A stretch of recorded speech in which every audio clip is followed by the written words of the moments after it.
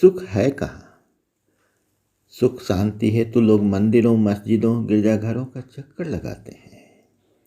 कोई आलीशान गाड़ी बंगलों में सुख खोजता है, किंतु क्या उन्हें इन सब माध्यमों से सुख की अनुभूति होती है? प्रस्तुत कहानी में यह दर्शाया गया है कि हमें सुख की अनुभूति कब और कैसे होती है। रमेश एक ईमानदार सरकारी अधिकारी है। उसे इस पद पर योगदान किए लगभग 1 वर्ष हो गए। उसे सरकार की तरफ से गाड़ी बंगला प्राप्त है। कुछ माह पूर्व उसकी शादी रमा से हो जाती है, जो ऊंचे शान शौकत की महत्वाकांक्षी है, जबकि रमेश सादा जीवन उच्च विचार का प्रतीक है। आज रमेश बहुत व्यथित है। वह अपनी पत्नी की फिजूल खर्ची एवं फरमाइशों से तंग आ चुका है। उसका पूरा वेतन पत्नी की फरमाइशों को पूरा करने में ही खर्च हो जाता है। वह अपने वृद्ध पिता माता के पास 3 माह से रुपए नहीं भेज सका है, जिसके कारण उसे आत्मग्लानि हो रही है। उसे अपने वृद्ध माता पिता की याद बहुत सता रही है, किंतु पत्नी उसकी स्थिति एवं मनस्थिति पर थोड़ा भी ध्यान नहीं देती। इस कारण पति पत्नी के बीच तकरार बढ़ती जा रही है। आज यह तकरार चरम सीमा पर पहुंच गई और पत्नी मायके जाने के लिए तैयार हो गई। रमेश ने उसे बहुत समझाना चाहा, किंतु वह न मानी और मायके के लिए प्रस्थान कर दी। रास्ते में उसे विचार आया कि क्यों न अपने महाविद्यालय की सहेली शीला से भी मिलती चले। रमा को शीला देखकर बहुत खुश हुई और प्रेम पूर्वक अपने घर में ले गई। घर साधारण ही था, किंतु साफ सुथरा था। कोई कीमती फर्नीचर भी न था, लेकिन शीले के चेहरे पर आत्मसंतुष्टि के भाव दृष्टिगोचर हो रहे थे। वह उसे जलपान कराई और कॉलेज के दिनों की बातें होने लगी। तभी एक बालक कमरे में प्रवेश करता है और उन दोनों के चरण छूता है। शीला अपने पर्स से 10 रुपये निकालकर उस बालक के हाथ पर रख देती है, उसका माथा चूमती है और शुभकामना देती है। वह खुश होकर चला गया। शीला रमा को बतलाई कि यह मेरा छोटा देवर है, जो 7वीं वर्ग में पढ़ता है। पढ़ने में बहुत तेज है। आज उसका परीक्षा फल निकलने वाला है, अतः आशीर्वाद लेने आया था। 15-20 मिनट बाद एक लड़की आई और शीला के गले से लिपट गई। शीला मुस्कुराई और झट उसे अपने गले का हार तथा संदूक से निकालकर अपनी नई साड़ी दे दी। शीला लड़की का परिचय कराते हुए रमा से कही कि यह मेरी प्यारी ननद है। आज इसे अपने विद्यालय के वार्षिकोत्सव के शुभ अवसर पर सांस्कृतिक कार्यक्रम में भाग लेना है। शीला ने सांस्कृतिक कार्यक्रम में सफलता की कामना की और ससुर जी को दवा पिलाने चली गई। उसके ससुर हृदय रोग से पीड़ित हैं। दवा पीकर ससुर ने ढेर सारी दुआएं दी। फिर वह जाकर अपने वृद्ध सास के लिए पूजा सामग्री तैयार कर दी। कार्यालय जाने के लिए जब उसके पति तैयार हुए तो वह तुरंत उनका लंच पैक कर दे दी और मुस्कुराहट के साथ उन्हें गेट तक छोड़ आई।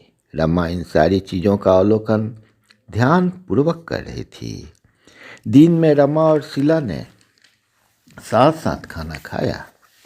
फिर रमा को आराम करने के लिए बिस्तर ठीक कर दी। शाम हुई तो आने का सिलसिला प्रारंभ हुआ। सबसे पहले देवर ने चुपके से कमरे में प्रवेश किया और अपने हाथों से शीला की आंखें बंद कर दी और पूछा, मैं कौन हूँ? शीला ने आंख बंद किए हुए ही कही, भला मैं अपने प्यारे देवर को कैसे नहीं पहचान पाऊंगी। उसने कहा कि भाभी हाथ खोलिए। शीला ने हाथ खोली तो उसके ऊपर एक चॉकलेट रख दी। उसने एक चॉकलेट पास बैठी रमा को भी दी। चॉकलेट छोटी एवं साधारण थी, जो संभवतः शीला द्वारा दिए गए पैसे से खरीदी गई थी। फिर उसने दोनों का चरण स्पर्श कर बताया कि वह पूरे कक्षा में प्रथम आया है। शीला बहुत खुश हुई। उसने प्रेम से उसे अपनी गोद में बैठाया उसे मुबारकबाद दी और कही कि आज मैं इस खुशी में तुम्हारे मनपसंद का गाजर का हलवा खिलाऊंगी। वह खुशी खुशी चला गया। रमा चॉकलेट देखकर झुंझलाई, किंतु शीला उसे झट से खा गई।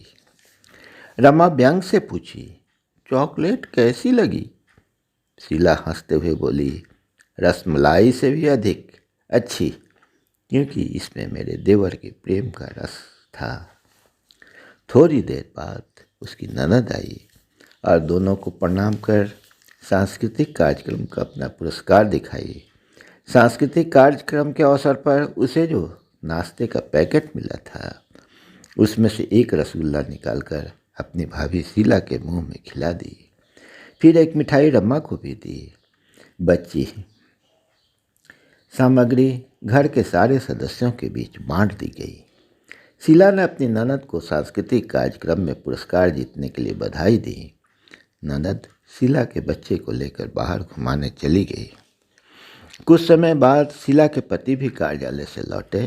सर्वप्रथम शीला अपने देवर का और ननद का सफलता का शुभकामना उन्हें दी। फिर सबने एक साथ खुशी खुशी चाय नाश्ता किया। रात का खाना भी सभी ने प्रेमपूर्वक एक साथ किया।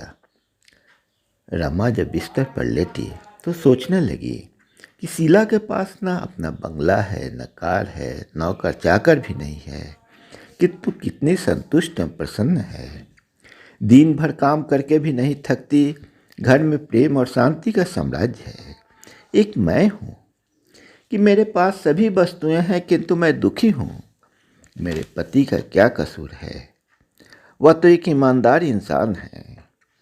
जो माता पिता उन्हें पाल पोस कर बड़ा किया, उन्हें अच्छी शिक्षा दी, उस वृद्ध माता पिता को थोड़ी आर्थिक सहायता करना चाहते हैं। वह कोई अयासी या शराबी तो है नहीं। इतना सोचते सोचते वह निद्रा देवी की गोद में चली गई। स्वप्न में उसे देवी के दर्शन हुए, जो उससे कह रही थी, ऐ नासमझ औरत, सुख संतोष में है, बंगला और मोटर कार में नहीं। सुख तो तप एवं त्याग में है, मिलजुल कर रहने में है, अयासी में नहीं। सुख देने में है, लेने में नहीं। उसकी नींद खुल गई। सुख का सार उसे ज्ञात हो गया। अगले दिन सुबह रमा ने शीला से विदा ली, किंतु वह मायके न जाकर अपनी ससुराल चली गई। दरवाजे के पास ननद और देवर खेल रहे थे। वे भाभी को देखकर खुशी से लिपट गए। भाभी भाभी कहते हुए उसे घर के अंदर ले गए। सास ससुर उसे देखकर बहुत खुश हुए और ढेर सारी दुआएं दी। ननद तुरंत उनका हाथ पैर धुलाकर नाश्ता बनाकर लाई। फिर बड़े प्रेम से रात का खाना खिलाकर बिस्तर लगा दी और उनका पैर अक्का कर दबाने लगी। क्या आप दूर से आई हो भाभी? थक गई होगी। रमा को आज असीम आनंद की अनुभूति हो रही थी और वह गाढ़ी निद्रा में सो गई। सुबह सुबह जब वो बाथरूम की तरफ जा रही थी तो सहसा सास ससुर के वार्तालाप सुनकर उसके कदम ठिठक गए। सास कह रही थी कि बहू इतने दिन बाद घर आई है, घर में कुछ है नहीं, इसलिए कल अच्छा खाना भी नहीं न बना। आज बाजार जाकर ताज़ी मछली तथा बहू के लिए कुछ सुंदर वस्त्र ला दीजिए। ससुर जी बोले, कहती तो तुम ठीक हो, लेकिन घर में रुपए हैं नहीं। अच्छा, चौधरी के पास जाता हूँ और कुछ रुपए उधार ले लेता हूँ। अब रमा को अपनी गलती का एहसास होता है। उसके पास जो रुपए थे उसे संदूक से निकालकर सास के चरणों में रखकर कहती है, यह उन्होंने दिया है। जब रमेश को ज्ञात होता है कि रमा मायके न जाकर उसके घर गई है तो उसकी खुशी का ठिकाना न रहा। वह उसे लेने चला आया, किंतु आज वह अकेले जाने को तैयार नहीं हुई। वह अपने साथ सबों को लेकर गई। उसके चेहरे पर आत्मसंतुष्टि के भाव दृष्टिगोचर हो रहे थे। अब उसे कोई शिकायत नहीं थी।